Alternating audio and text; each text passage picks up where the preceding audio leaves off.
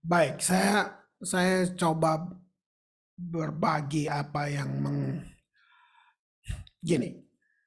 Tahun ini 30 tahun saya mengembalakan di kota Ambon. Gitu. Tahun ini juga usia saya 70 tahun. Gitu. Jadi kalau digabung jadi 100 lah kira-kira gitu. Gitu. Nah, 30 tahun itu bukan hanya bagus aja. Tapi saya cuma mau bilang ini bahwa ada banyak distorsi.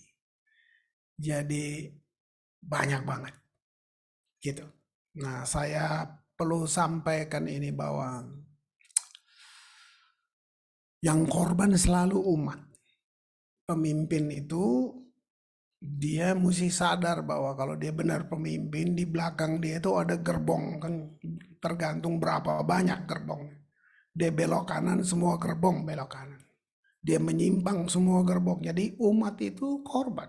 Korban dari pengajaran, teologi-teologi tambal sulam, dan macam-macam. Jadi saya sedang cerita perjalanan saya sebenarnya, gitu. Ya, bukan sebenarnya saya nggak mau bicara pencapaian, tapi saya mau bicara tentang saya kayak didistorsi begitu banyak sampai saya mendefinisi ulang lah teologi saya, kira-kira gitu. Oke, jadi saya coba kasih dengan satu pertanyaan, siapa sih Yesus yang kita kenal? Sampai kita mau taat sama dia. Siapa sih sebenarnya dia? Gitu kan? Nah, itu. Kalau tadi saya cerita sedikit tentang perjalanan, tentang karakter pemimpin, karena gini, kita itu, saya bilang tadi, umat itu korban, karena gini, kita pakai ketakutan dalam pengajaran kita. Kita pakai ketakutan untuk bawa orang taat. Harus jujur, macam-macam. Banyak bentuk pengajaran yang seperti itu, menakutkan untuk bawa kita taat. Akhirnya kita taat karena takut. Harusnya kita taat karena kita mengasihi dia. Kasih yang buat kita taat. Bukan takut. Nah itu. Jadi, tapi itulah. Pengajar-pengajar pakai itu. Pakai ketakutan untuk bawa orang taat. Nah, ada di saya. Kalau dibilang 30 tahun pelayanan atau pengembalaan saya di Ambon, ada. Kalau saya mundur, wow. Kita pakai seperti itu. Ya, kalau mau bilang sistem apa, wah, udah. Jadi mari jujur bahwa sebenarnya kalau dibilang yang pakai topeng, lebih banyak kita pendeta-pendeta gitu. Lebih banyak kita pakai topeng dibandingin yang lain. Kita tidak pernah mau terbuka, mau jujur. Kita tidak punya hati yang sebesar lapangan untuk lihat orang gagal, untuk lihat orang jatuh. Nah, itu. Tapi baik, apa yang mau saya kenalkan ini supaya saudara tidak bergantung dengan manusia. Saudara lihat kamu berharga di mata Tuhan. Kamu mesti tahu itu. Saya mulai dari Kolose pasal 1, ya. Oke, surat ini ditulis oleh Paulus, ya. Siapa dia? Nah, kalau saya pakai bahasa masa kini, saya bilang ini teroris. Ini penjahat besar. Ini. Tapi kalau mau bicara ilmu, dia jagonya, dia farisinya farisi. Murid Gamaliel terbaik. Mau sombong apa? Dia jagonya. Titik komanya semua. Artinya gini, salah nggak pernah dia buat menurut standar manusia. Nah, dia pribadi yang nggak ketemu Yesus secara fisik. Tidak. Dia ketemu Yesus benar-benar secara roh banget. Dan kalau saya pakai kata ini, dia ngalamin yang dibilang tabrakan kemuliaan.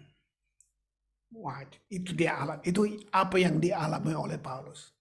Nah, apa hasilnya? Nah, tabrakan kemuliaan itu kandungan di dalam, saya pilih kata ini, kasih karunia. Kasih karunia diterjemahkan kemampuan ilahi. Itu kasih karunia. Jadi orang yang hidup dalam kasih karunia, dia hidup dalam kemampuan ilahi. Sangat bodoh kalau kita menolaknya. Sangat bodoh kalau kita menyangkalnya. Gitu. Nah, jadi ini Paulus. Orang yang tidak ketemu Yesus secara fisik. Tapi dia ngalamin tabrakan, itu saya bilang. Tabrakan kemuliaan. Tahu, dia penulis kitab terbanyak. Dia dijuluki sebagai rasul kasih karunia. Dari seorang pembunuh atas nama agama. Nah, saya pilih tadi dia ini teroris, saudaraku. Nah, lihat, dia tulis, dia bongkar satu rahasia yang tersembunyi kepada jemaat di Kolose. Mulai ayat 25 sampai 27 saya bacakan. Oke? Kolose 1. Aku telah menjadi pelayan jemaat ini sesuai dengan tugas yang dipercayakan Allah kepadaku. Stop sebentar. Jadi, perubahan dia, tabrakan kemuliaan itu membuat Allah mempercayakan tugas pelayanan ini. Nggak main-main, saudara. Main. Nah, lalu dia bilang gini, untuk meneruskan firman-nya dengan sepenuhnya kepada kamu.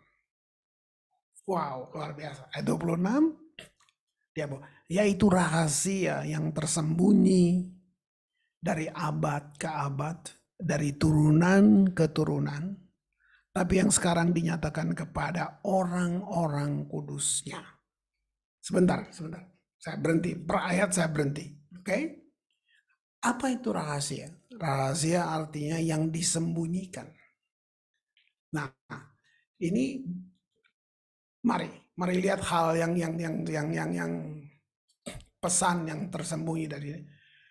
Dia oleh anugerah, oleh kemampuan ilahi itu, dia mengungkapkan satu yang tersembunyi dari abad ke abad. Artinya gini, tersembunyi dari Adam, tersembunyi dari Abraham, tersembunyi dari seluruh umat perjanjian lama. Dari segala nabi yang tercatat, tersembunyi bagi mereka. Saya jelasin dulu. Semua orang di perjanjian lama hidup dengan realita yang di luar.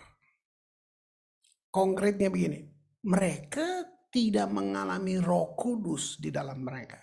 Roh Kudusnya di luar, itu realita. Jadi Roh Kudus datengin orang-orang tertentu, pilihan Roh Kudus itu sendiri. Roh Kudus yang datang, Roh Kudus menghinggapi mereka, baru mereka bernubuat, mereka buat mujizat dan semuanya. Bayangkan, itu pun kalau saudara ikutin semua kisah cerita perjanjian lama, mujizat itu kayak daun berguguran. Luar biasa banget. Padahal mereka hidup dengan realita yang di luar. Roh Kudus nggak ada di dalam mereka. Apalagi Yesus, mereka nggak tahu Yesus. Gitu. Nah, jadi bilang, ini satu rahasia yang tersembunyi dari abad ke abad, dari turunan pada keturunan. Jadi tersembunyi dari semua orang itu. Sekarang rahasia itu dinyatakan kepada kita orang kudusnya. Nah, saya potong dulu sebentar. Kalau saya bilang gini, kalian adalah orang kudus, kamu mau percaya nggak? Nah, kamu orang kudusnya Tuhan. Saya panggil kalian sebagai orang-orang kudus. Ada yang percaya, tapi ada yang, oh masa sih Pak? Nah, amasya itu, roh-roh amasya itu lu mesti usir, lu mesti tolak. Gitu. Iya. Nggak begitu yakin kalau gereja dibilang kalian orang kudus. Nah, kenapa? Kalian terdistorsi dengan teologi yang seakan-akan gini. Bagaimana saya bisa kudus? Nah, kamu coba jadi kudus dengan perbuatan. Nggak akan pernah bisa sampai kapanpun. Gitu. Kita nggak kudus, kita dikuduskan. Nah, jadi waktu dibilang jemaat Kolose, kalian orang kudus, kita orang kudus. Sekarang kalau saya bilang buat kamu mau percaya nggak? Ya kan? Nah, atau kita suka bilang gini, Bapak kan hamba Tuhan. Nah, lalu lu hamba siapa kalau gitu? Ayo. Nah, ini coba lihat. Bayangin berapa puluh tahun lu jadi Kristen, lu nggak yakin. Jadi kamu seperti nggak tahu siapa kamu. Ya Kristen aja. Kamu lihat itu. Nah, sekali lagi kenapa? Itu korban dari pengajaran. Korban dari pengajaran. Ya kan? Nah, apa beda saya dengan satu saudara? Cuman beda di fungsi. Itu perbedaannya. Kita semua hamba Tuhan. Kita semua hamba Tuhan. Cuman beda di fungsi. Beda kalian dengan Pak David apa? Di fungsi. Gitu. Ini lihat. Saya terusin ayat 27 kepada mereka. Nah, mereka itu kita yang sekarang ini. Ya, mulai dari jemaat di Kolose sampai kita sekarang.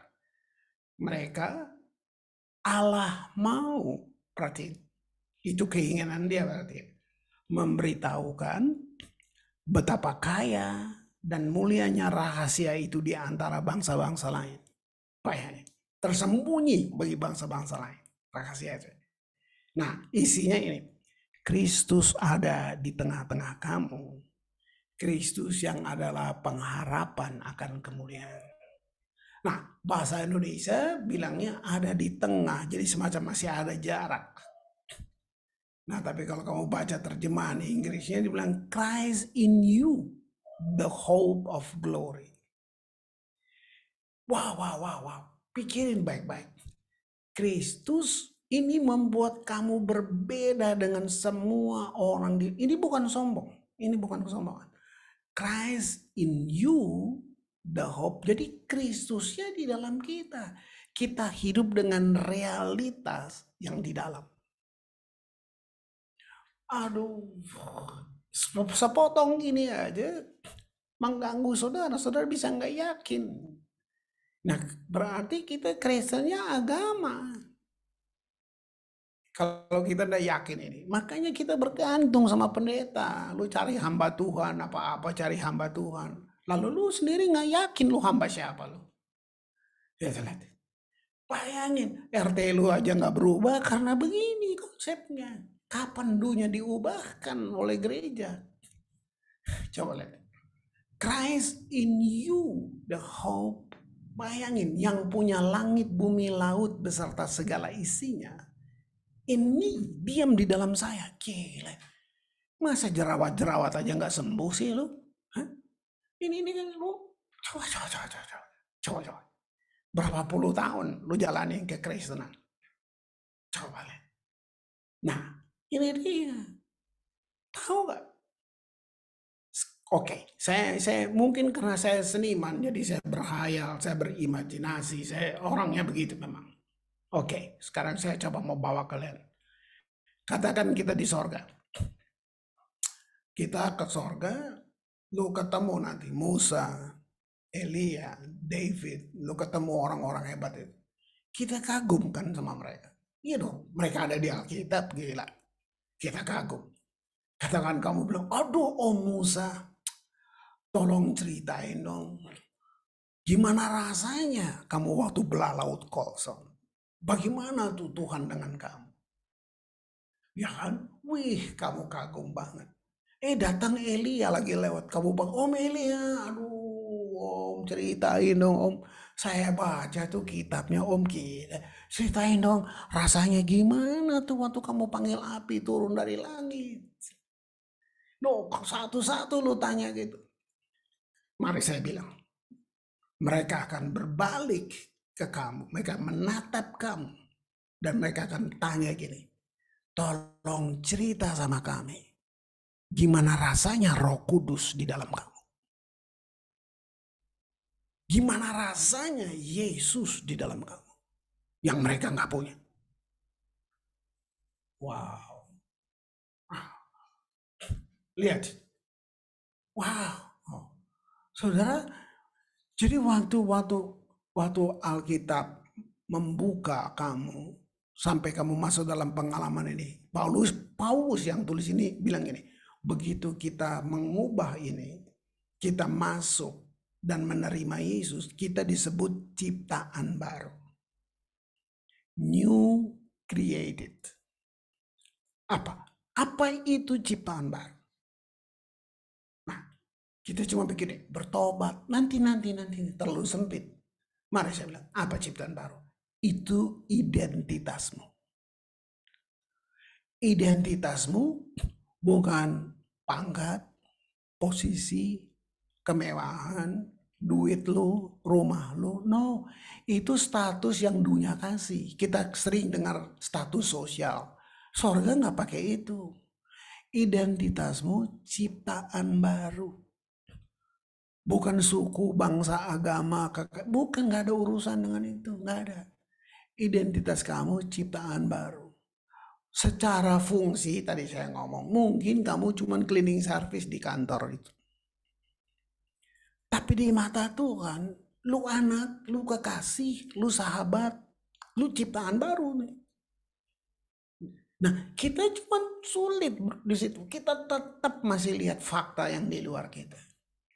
Nah, kalau kamu ngerti ini, bisa nggak kamu jadi cleaning service? Kamu kerja di situ, kamu melakukannya seperti untuk Tuhan, bukan supaya bos lihat. Tapi jarang kan kita gitu. Kita nggak yakin banget. Kita tetap bilang, aduh Pak, saya orang sederhana. Itu dia. Kamu lihat, itu yang saya bilang distorsi. Gitu. Kamu tahu nggak kamu berharga di mata Tuhan? Nah, itu new created.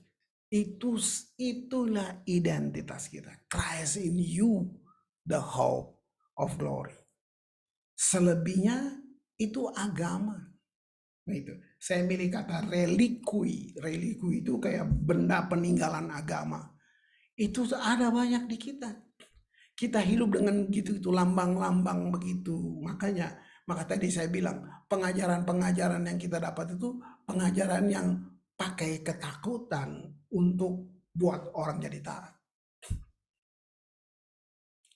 Saya ingat banget, saya pernah ada sharing begitu, saya ungkapkan ini di sini di Reva nih. Jadi contoh aja ya, contoh. Ini nggak terjadi, tapi saya mesti pinjam aja, saya pinjam Ira aja lah, ya kan, gitu. Jadi katakan Ira masih kecil, gitu. Maminya ajak dia doa gitu, ngajak dia doa. Ayo Ira, nah doa ya, tutup mata, nanti Tuhan marah. Siapa yang bilang? Tapi lihat, sejak dia kecil sampai Ira dewasa, sudah tertanam di Tuhan tuh marah loh. Kamu lihat, Tuhan tuh marah loh. Jadi kalau lu nggak gini, Tuhan marah. Kalau nggak, jadi kita, kalau saya bilang kita sebenarnya, wah, gereja yang salah. Kita menurunkan gambar Tuhan begitu rendah. Dia pemarah. Mobil lu kesenggol. Lu sih tadi nggak doa pagi. Nah, itu dia tuh. Sakit loh, tiba-tiba sakit. Lu sih nggak baca firman, udah seminggu lu nggak baca firman. Coba. Jadi kamu tahu nggak? Kamu sedang bangun satu belief system. Jadi Tuhan tuh kayak gitu. Tuhan tuh pagi-pagi udah bawa tongkat kemana-mana lihat orang, nggak baca firman, COVID, gitu. Lu mau ikut Tuhan yang gitu? Nggak doa pagi, lihat, kamu, sorry, jadi kita turunkan Tuhan sederajat sama penjahat-penjahat yang kalau gua nggak bayar uang keamanan dia bakar rumah gua. Sadis ya, bener kayak Yesus kayak gitu. Kenapa kita sulit menerima Allah yang Maha Kasih? Sebenarnya karena ada pengalaman hidup kita yang bertahun-tahun pula yang membuat kita sulit percaya Allah itu mengasihi kita. Karena kita lihat, apalagi papa sulit. Bapak gua tukang gebuk gua. Bapak gua ngaco. Jadi itu gambar-gambar. Lalu kita pikir Allah kayak gitu. Wow. Nah, bayangin, ini ayat yang puluhan tahun saya baca, tapi kali ini saya mendapat kacamata yang baru melihatnya. Itu gini, tujuan saya membuka ini supaya kita begini, apa yang mendorong saya untuk mau percaya dia? Apa yang mendorong saya untuk mengasihi dia? Baik, yang di dalam kamu tuh yang punya seluruh alam ini, Christ in you. Nah, lihat, ini merusak juga teologi penyembahan banyak di banyak gereja. Dengan, kalau saya mau jelasin gini, kita tidak berusaha masuk ke hadirat Tuhan. Begitu banyak orang mengajak, mari kita masuk. Hey, kamu cacat sebenarnya. Kita enggak berusaha. Kenapa? Is already in. Christ in you, the hope of glory. Kamu in the presence of God. Kamu ke toilet lagi pipi. Tiap hari kita in the presence of God. Poinnya kamu mau menyadarinya enggak? No, ada pengajaran tentang hidup dalam hadirat Allah. Menurut kamu gimana hidup dalam hadirat Allah? Doa 2 jam tiap hari. Lalu yang 22 jam di mana? Ayo, menyembah Tuhan 5 jam. Oke? Lalu yang 15 jam yang itu di mana tuh? Coba. Coba. Nah ini saya bilang, ini agama semuanya itu. Apa itu hidup dalam hadirat Tuhan? Saya jelasin cuma di sini. Menyadari Tuhan 24 jam. Itu hidup dalam hadiratnya. Karena dia di sini. Dia di sini. Even mempersiapkan ini, saya nggak minta urapan. Nanti dulu. Kenapa? Yang diurapi diam di dalam saya. Jadi apa yang saya buat? Saya bersyukur untuk pengurapannya. Saya ngobrol dengan dia dalam mempersiapkan ini. Terima kasih Papa. Terima kasih Tuhan Yesus untuk pengurapan yang kau beri. Terima kasih untuk hikmat yang kamu taruh dalam hati dan nanti keluar dari mulutku. Kalau saya minta, berarti dia masih di luar. Ini merubah saya. Ini saya butuh berapa tahun untuk mempraktikkan ini. Christ in me, the hope of glory. Dia di dalam. Coba. Nah, mungkin saya sedikit lebar. Nah, aku mau bilang mengancam, terserah. Dengan ada gerakan pendoa, setan jadi penting. Setan jadi penting. Kenapa? Pendoa-pendoa ini mereka nggak di-equip secara teologis. Sama juga, semua tim worship nggak pernah di-equip secara teologis. Jadi mereka nggak ngerti bahwa Kristus di dalam. Mereka berusaha bawa orang ke hadirat Allah. Itu kamu ngaco, kamu cacat. Jadi Tuhannya jauh. Kamu mesti bawa pelan-pelan. Mari saudara lebih dalam lagi. Apa sih? Makanya saya bilang, kita tidak pernah melengkapi diri, kita tidak dilengkapi. Kalau kita dalam gereja, sorry to say, bahwa mungkin lu punya senior pastor nggak pernah equip kamu lengkapin benar-benar. Dia cuma karena kamu berbakat, dia manfaatkan kamu. Lalu nanti dia tinggal marah. Tadi penyembahannya nggak naik. Mau naik kemana? Tanya dia. Itu. Nggak ngangkat tadi penyembahannya. Apa yang mau diangkat Om? Nah lu tanya gitu dong. Gitu. Ini kamu lihat. Kalau jemaat semua ngerti Christ in me. Bukan hanya ngerti ya. Ngalamin ya. Wow. Penyembahan nggak boleh disuruh saudara. Nggak boleh. No. Ya. Nggak bisa disuruh. Berarti dia nyembah karena disuruh. Waduh, gini, saya untuk Ambon, saya ketipu. Ini saya mundur 30 tahun. Kenapa? Mereka nyanyi bagus, jadi gua pikir Tuhan suka. Apa bentuk tipuannya apa? Mereka nggak kenal Tuhan. Mereka belum memuji, mereka menyanyi. Nah, dengan kata lain gini, kalau lu nyanyi, cuma nyanyi, lagi mabok juga nyanyi. Orang gila juga tetap nyanyi. Tapi beda apa dengan pujian? Pujian terjadi karena kamu punya hubungan dengan dia. Kenapa saya muji Tuhan? Karena gua suka dia. Gua puji-puji dia. That's it. Pujian tanpa hubungan itu lampu tanpa minyak. Bayangin. Wow. Oke. Yohanes 1 ayat 1 dan 2. Ini udah sering banget. Kita dari sekolah minggu juga kali udah diceritain. Oke, lihat. Pada mulanya adalah firman. Firman itu bersama-sama dengan Allah. Iya, pada mulanya bersama-sama dengan Allah. Wah, kalau saya pakai kata terminologi, saya sedang bilang satu ilmu yang menjelaskan pengertian. Jadi Yohanes mendeskripsi, artinya satu gambaran yang jelas banget secara rinci, jelas banget. Dari Yohanes ini dia tulis gini. Pada mulanya, berarti Yesus itu firman. Oke, mau tahu siapa Yohanes? Kampungan. Gue pakai bahasa masa kini nih. Dicatat di Kisah Rasul. Ketika orang banyak melihat Petrus dan Yohanes, manusia biasa yang tidak terpelajar, heranlah mereka. Bagaimana Yohanes bisa tulis hal-hal yang begini dalam? Ini yang saya bilang. Ini yang saya bilang. Setelah Yesus mati dan semuanya, nah Yesus dan Roh Kudusnya di dalam mereka. Wow. Kamu lihat nggak tuh?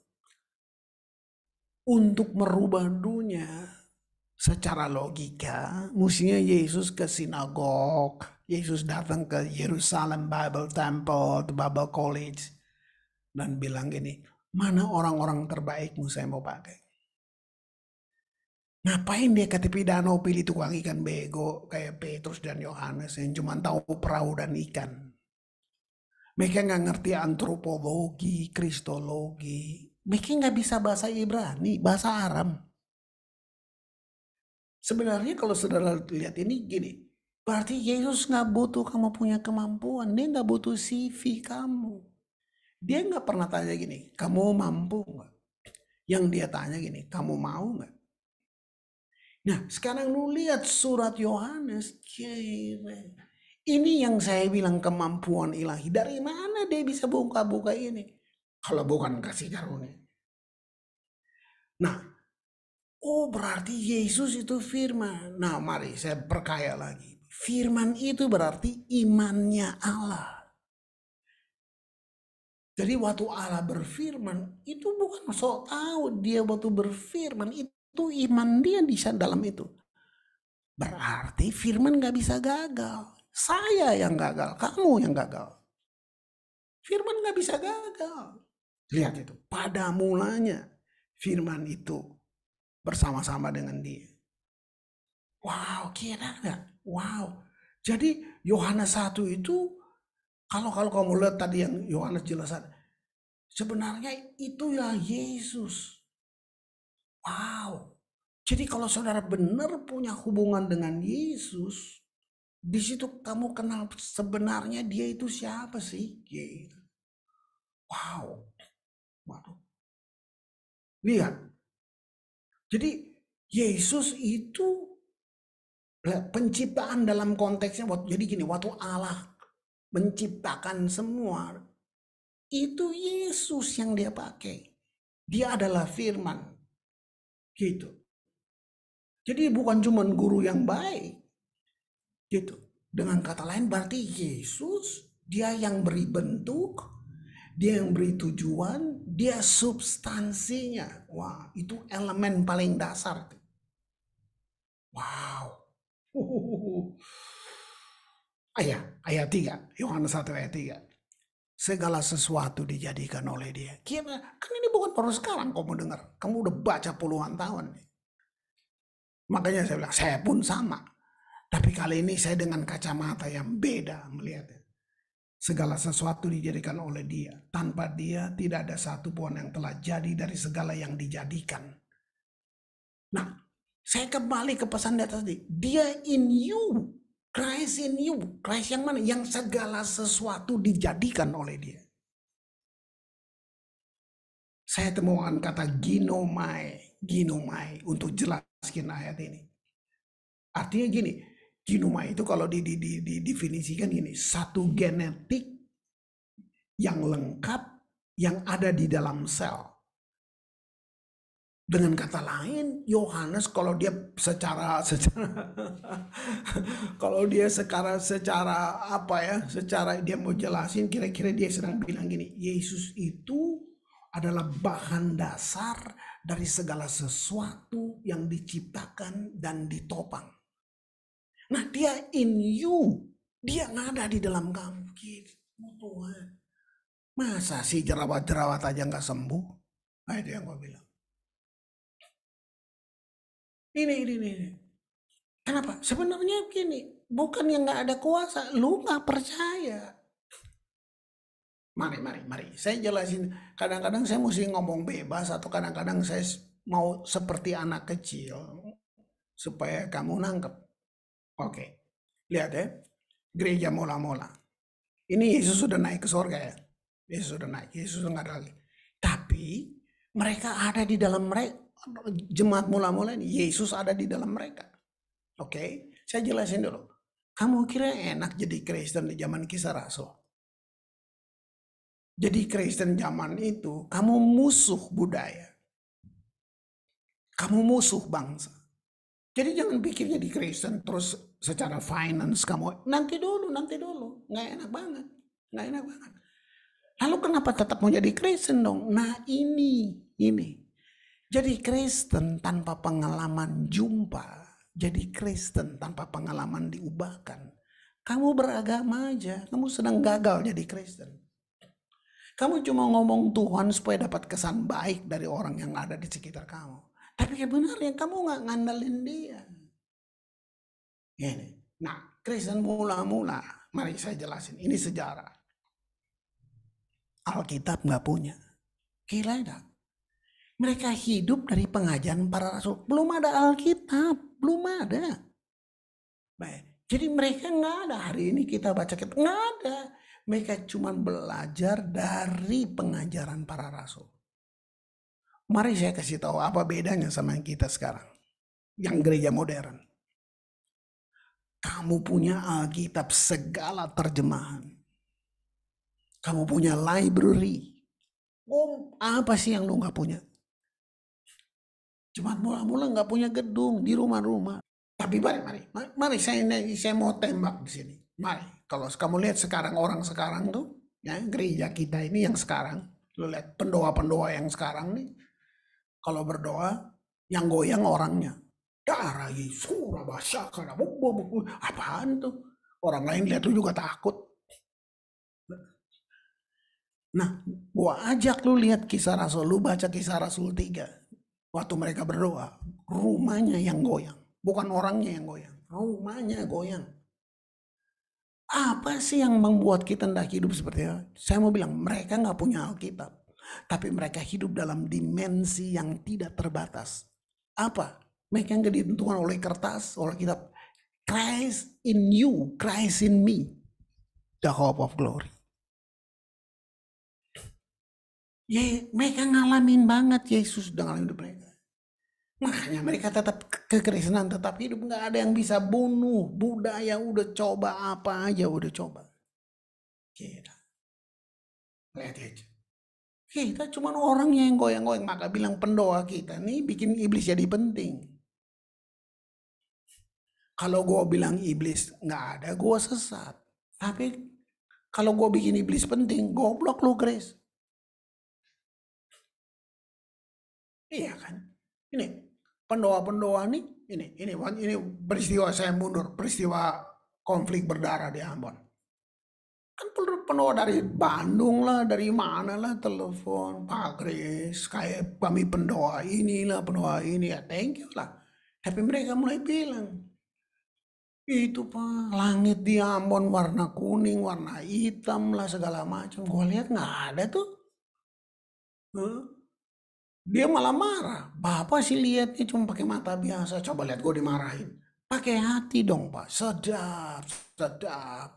Dia kasih ayat lagi. Ini kan penghulu-penghulu di udara lagi menudungin kota Ambon lah, Jakarta lah. Wah kadang-kadang ampun. Iya, coba. Sorry, kalau ada pendoa di sini sorry. Gitu. Coba kamu uji kamu punya teologi. Kamu sedang kasih lihat gini, kayaknya lo lebih sayang Jakarta dibandingin Tuhan. Enggak, lu takut mati, lu bukan sayang Jakarta. Kamu tuh kalau saya kembali ke pemahaman tadi, Christ in me, the hope of glory. Artinya gini, gue nggak berdoa ke langit. Gue nggak ngomong sama Tuhan di langit, gue ngomong sama Tuhan di dalam sini. Itu langit mau warna kuning, hijau, kelabu, terserah lu. Nah, gue doa ngobrol sama dia di dalam batin gue, dia tinggal di sini Jeda. Urusan apa sama langit-langit di atas itu? Coba, kan kamu merendahkan sekali. Jadi makanya gue bilang pendoa itu bikin setan lebih penting, gitu. macam-macam. Christ in me, the hope of glory. Wow, bayangin. Ayat 17, Kolose 1 ayat 17, lihat. Ia ada terlebih dahulu dari segala sesuatu, dan segala sesuatu ada di dalam dia. Bayangin. Nah, coba itu kamu gabungkan dengan tadi Yohanes 1 ayat 3. Kristus, segala sesuatu ada. Bayangin. Jadi Kristus pencipta, Kristus penentu, Kristus itu dia tujuan, dia penopang. Andelin apa lagi? Lu punya semua. Dengan kata lain, lu punya yang lebih hebat dari dukun, dari paranormal, dari ada di lu. Kirana, belana. Nah, wih. Yohanes 1 ayat 4. Dalam dia ada hidup, dan hidup itu adalah terang manusia. Wih, kata hidup di sini, saya ambil kata yang ditulis untuk hidup adalah Zoe, artinya kepenuhan hidup yang mutlak di dalam kamu. Wow. Bukan cuma hidup, terang. Bayangin. Wow. Terang itu apa? Dia kasih pencerahan. Terang itu membuat kamu benar. Kamu nggak bisa benar. Nggak bisa. Kamu dibenarkan. Mari, Kristus yang ini, Kristus yang saya cerita dari atas itu. Dia bukan mati untuk Kris Manusama. Sebentar. Dia mati sebagai Kris. Dia mati sebagai David Basusi. Bayangin, ada Tuhan yang gitu. Gila nggak? Hebat nggak? Kalau biasa-biasa. Kalau kamu nggak ngalah, kamu nggak supernatural, ada yang salah. Karena Tuhan kita supernatural. Wow. Lihat itu. Wow. Yohanes 14. Nah ini. Ayat 17. Ya, ini. Saya bermain di kitab ini aja. Wow, gila banget. Ya, yaitu roh kebenaran. Dunia tidak dapat menerima dia. Sebab dunia tidak melihat dia. Benarlah. Tidak mengenal dia. Tapi kamu, tulis namamu di setelah kamu. Kamu itu kamu ganti namamu. Tapi kamu, Chris, tulis namamu. Mengenal dia. Gimana kenalnya? Itu tadi kita dari atas lagi. Kalau kamu nggak ngalamin jumpa, kamu belum Kristen. Kamu gagal jadi Kristen. Tapi kamu mengenal dia. Sebab ia menyertai kamu dan akan diam di dalam kamu. Bayangin. Dia nggak pilih planet mana. Dia pilih diam di dalam kamu. Wow.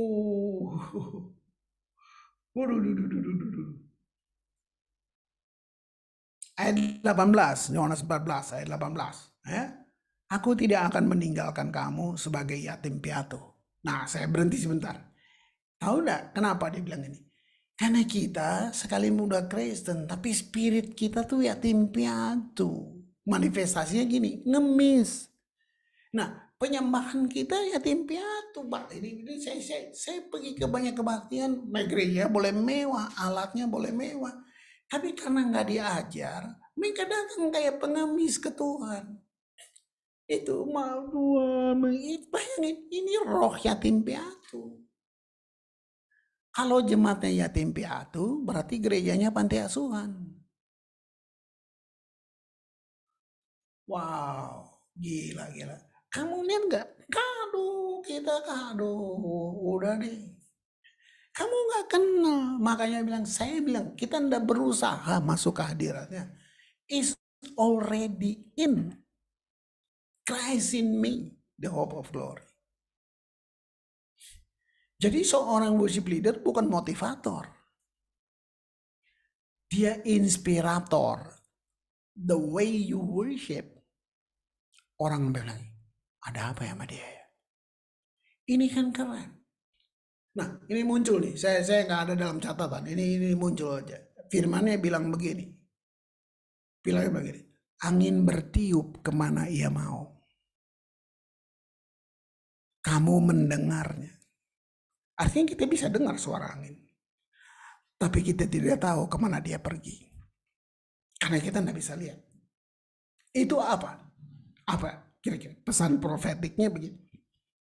Kalau angin secara profetik itu gambaran Roh Kudus. Kalau Christ in you, Roh Kudus di dalam kamu. Kamu lihat itu. Orang mendengarnya, kita mendengar suara angin, tapi mereka nggak tahu kok. Nah, saya mau jelasin. Kalau kamu dipenuhi Roh Kudus, kalau kamu Holy Spirit in you, kira-kira kayak tadi, kamu orang yang tidak bisa diidentifikasi.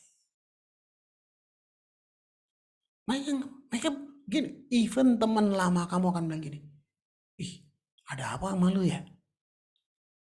Kok lu beda ya? Lu ke dukun ya? Kenalin gua dong dukunnya. Nah, gitu paling kira-kira. Kenapa? Kamu makanya saya bilang ciptaan baru tuh gini. Kris yang ini belum pernah ada nih dulu, belum pernah ada. Jadi teman-teman lama saya bilang, ada apa sih Kris?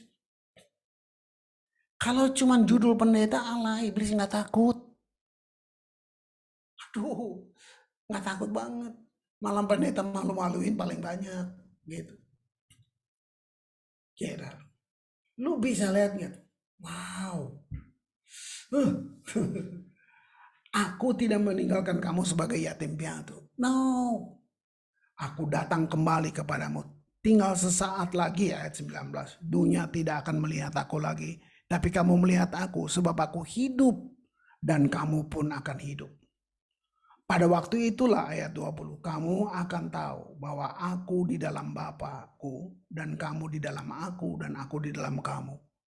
Saudara, ini bukan permainan kata ya, tapi saya pilih. Saya mau jelasin gini.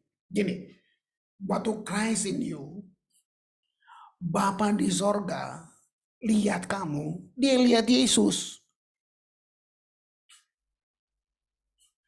Ampun, kalau Chris sampah ini. Saudara, waktu saya ngalamin ini, saya nangis bukan karena susah. Saya nangis karena ngerti Tuhan, lu baik banget sih kalau lu sayang gue sih. Gue yang brengsek anjing babi kayak gini, kok lu sayang sih Tuhan. Nah, nah itu nangis cuma dalam penyembahan tuh nangis ya gitu. Nah, oke, sedikit. Kalau kita ngomong ini orang-orang yang nggak dilengkapi gini. Oh, penyembahan tuh lagu pelan, Pak. Pujian tuh lagu cepat. Gitu. Itu ayatnya di mana? Praise itu lagu cepat, worship lagu pelan. Itu ayatnya lu dapat dari mana? Ada The Beatles 3 ayat 2 ada. Kira-kira di situ.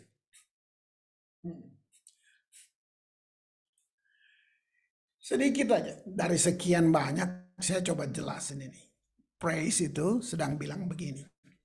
Terima kasih Tuhan buat makanan yang datang di mejaku. Itu praise. Bersyukur. Terima kasih buat baju yang saya kenakan. Terima kasih buat uang, apalah, promosi di kantor. Terima kasih buat rumah. Semua, kamu bersyukur untuk apa? Itu praise. Nah, worship apa? Worship sedang bilang gini, Tuhan, sekalipun belum ada yang datang di mejaku. Wah, gila. Dasar bijaknya ini, sekalipun belum ada makanan di mejaku. Sekalipun belum ada baju yang bisa saya pakai. Semuanya sekalipun, saya tetap menyembahmu. Lu tahu nggak waktu bersikap gini, iblis stres. Dia bilang gila, nggak mempan nih orang ini gua ganggu, nggak mempan. Iya dong. Jangan bikin iblis penting, bikin dia stres itu. Gitu. Iya. Wow.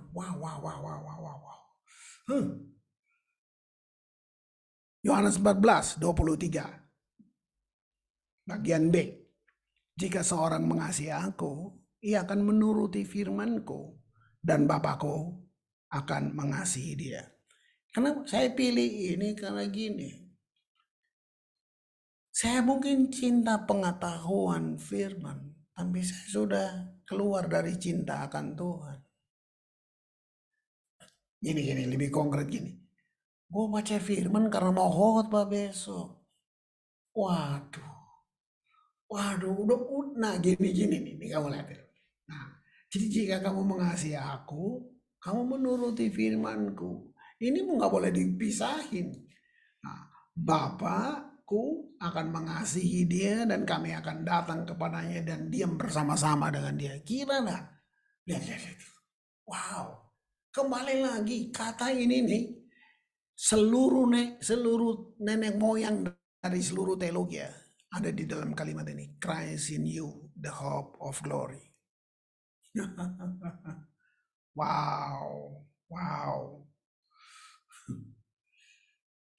Jadi ini bukan janji untuk kita mendapatkan kasih, enggak. Dengar, saya sedikit tentang kasih. Jadi kamu membatasi banget gereja mengajarnya sedikit. Jadi kasih itu bukan sekedar sifat, men. Yesus adalah kasih. Berarti kasih itu person, bukan sifat. Nah, kamu lihat pengajaran yang salah jadi kita gini. Lu bikin dosa, Tuhan hukum kamu. Sangat masuk akal, sorry. Wah, kalian bisa bilang saya sesat, nggak apa-apa, saya nggak takut itu. Nah, jadi gini, seakan-akan Tuhan berhenti mengasihi kamu waktu kamu buat salah. Lo gini, waktu kamu bikin dosa, bukan Tuhan yang berhenti mengasihi kamu yang berhenti mengasihi dia. Karena dosa itu pintu untuk musuh masuk. Jadi waktu kita bikin dosa, kita buka pintu, kita kasih celah untuk musuh masuk. Lalu dia bikin apa? Dia ambil semua yang Tuhan sudah taruh di dalam kamu. Kan dia mencuri, membunuh, dan membinasakan. Tapi kita tuduh, nah makanya Tuhan hukum kamu. Waduh, salah banget. Lihat, kasih itu pribadi. Hanya karena bikin salah terus Tuhan hukum kamu. Tuhan tidak mengasihi kamu. Kalau dia berhenti mengasihi kamu 5 menit, artinya dia berhenti jadi Tuhan 5 menit. Jadi kita yang berhenti. Kita yang berhenti, bukan Tuhan. Nah, sekarang masuk lebih di sini. Oke, sudah salah. Apakah Tuhan tidak bisa lagi? Siapa bilang? Coba. Saya tantang kamu mengerti ini. Kalau kamu minta ampun sama Tuhan, yang kamu ngerti itu pengampunan datangnya berapa lama? Kalau kamu bilang, Tuhan ampuni.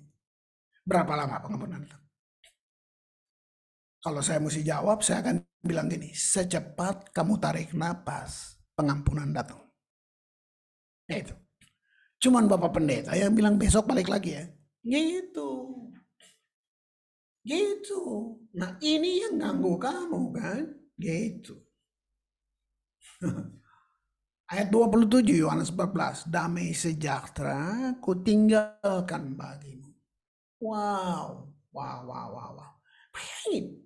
Dia nggak tahan apa-apa di sorga. Dia lepas buat kamu. Damai sejahtera yang kuberikan kepadamu. Ya. Dan apa yang kuberikan tidak seperti yang diberikan oleh dunia. Iya. Tapi kalau masih andalin dunia, ini bukti memang kamu nggak kenal dia. Kamu percaya dengan apa yang dunia janji. Silakan, tapi lu mesti percaya pada Tuhan. Sahabat lo pun bisa batalin janjinya kok. Itu udah sahabat. Sorry ya, gue ternyata mau urus mami papi. Nah, kan bagaimana? Dia bisa batalin dalam sejam kemudian. Dia bisa.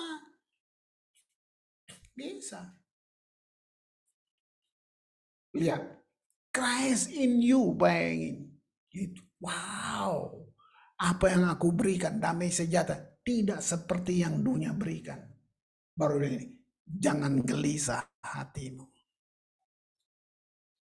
Wow. Ini sedikit. Di sini saya ngalamin satu hal. 2 bulan lalu atau kira Agustus ya, saya ingat Agustus. Saya khotbah di satu komunitas. Biasa habis kebaktian selalu ada pendoa syafaat kan. Nah itu kita udah hafal lah. Dia doa luar biasa banget. Wih kata-katanya, wih luar biasa. Nah sudah kebaktian selesai dia datangin saya. Dia minta didoain. Terus saya lihat dia, saya bilang, minta doa kenapa? Oh di leher saya nih kayak ada besi pak, suka nyakit, bikin sakit saya. Saya bilang enggak, gue nggak mau doa. Wih dia kaget. Terus saya bilang gini, tadi lu doa luar biasa banget, lu doa. Kalimat lu udah kayak lu turunin malaikat-malaikat dari sorga, semua lu turunin, lu hebat banget. Saya bilang gini, tadi kamu doa karena tugas atau karena memang lu ngalamin Tuhan sih? Sorry, saya nggak mau doa buat kamu. Nih, mari gua jelasin. Tahu nggak, kamu boleh dengan firman 1 jam, tapi firman nggak dapat tempat dalam hatimu. Apa? Buktinya gini, lu kecewa, lu khawatir, lu takut. Padahal lu udah denger firman 1 jam tuh. Berarti khawatir yang dapat tempat. Ketakutan yang ambil tempat. Firman yang lu dengar nggak dapat tempat. Kembali lagi, kalau dia dapat Christ in you, itu firman. Kalau didapat tempat, gila, kamu lawan nih. Kita hidup melawan akal sehat, saudara. Hidup dengan cara ini. Memang iya. Iya. Sebab gini, fakta bisa bilang gini, nggak bisa lagi. Itu kan fakta. Tapi iman bilang apa? Bisa. Nah itu yang saya bilang melawan akal sehat. Dengan kata lain ini, fakta nggak bisa rubah kebenaran. Kebenaran itu firman. Nggak bisa, nggak bisa. Tapi firman bisa rubah kebenaran. Fakta misalnya gini, fakta medis. Dokter bilang nggak bisa sembuh. Oke, sekarang lu tahu Christ in you. Lu ngomong dong. Dia bisa rubah fakta. Karena masalah apa? Ekonomi, masalah semuanya. Kamu bilang, wow. Nah, di sini saya tantang kamu. Saya mau tanya, apakah kamu penggemar Yesus atau kamu pengikut Yesus? Penggemar semangat. Penggemar, wih luar biasa. Penggemar bersemangat penggemar. Tapi begitu itu nggak menguntungkan dia mundur.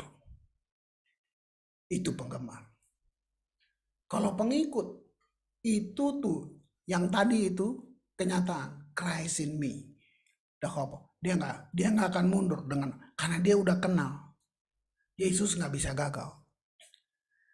Pengikut akan begini sekalipun. Nah itu. Kalau penggemar, wih heboh dan banyak penggemar di gereja. Banyak banget. Tunggu, begitu nggak menguntungkan, dia kecewa, dia mundur. Wah, nah saya tutup ini dengan hal yang ada di depan kita. Hanya orang-orang yang lahir baru. Jadi gini, firman bilang gini, orang benar tersenyum melihat hari depannya. Sebentar lagi saudara akan ditakutin dengan semua berita media, politik, ekonomi, bencana, kamu akan ditakutin. Yang lokal juga, 2000, tahun depan udah tegang. Saya mau tanya, kamu mau ikut fakta itu? Atau kamu mau bilang, Christ in me, the hope of glory.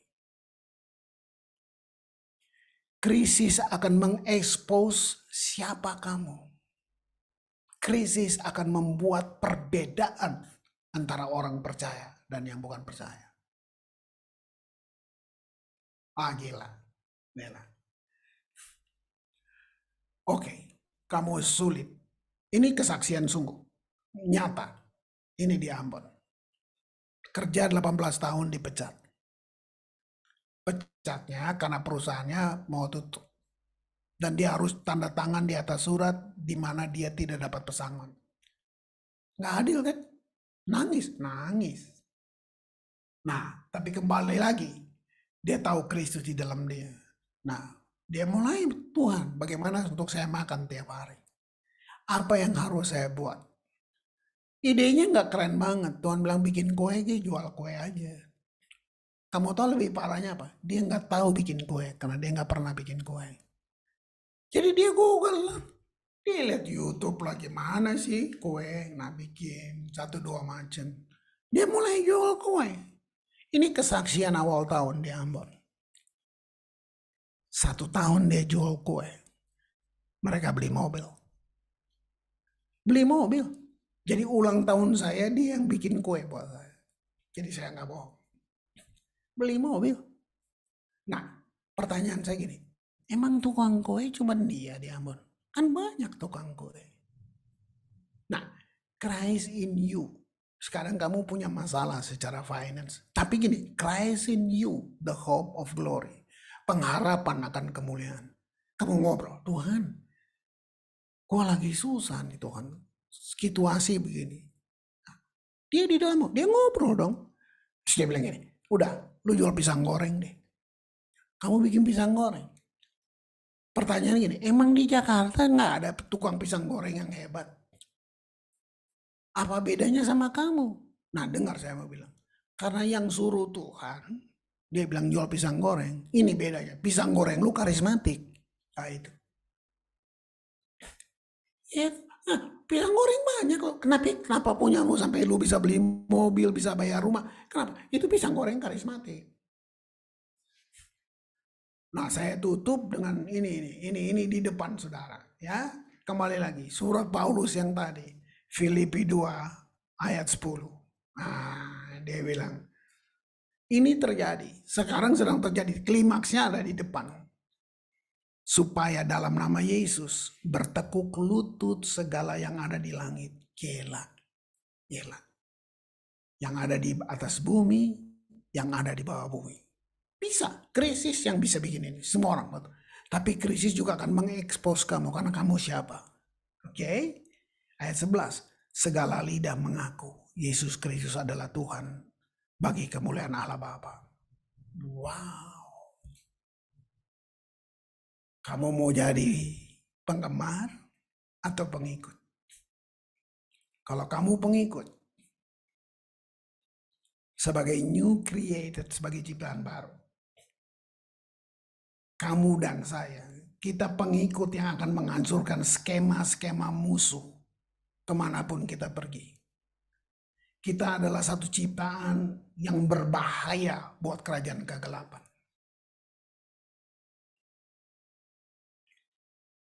Tuhan memberkati. Amin.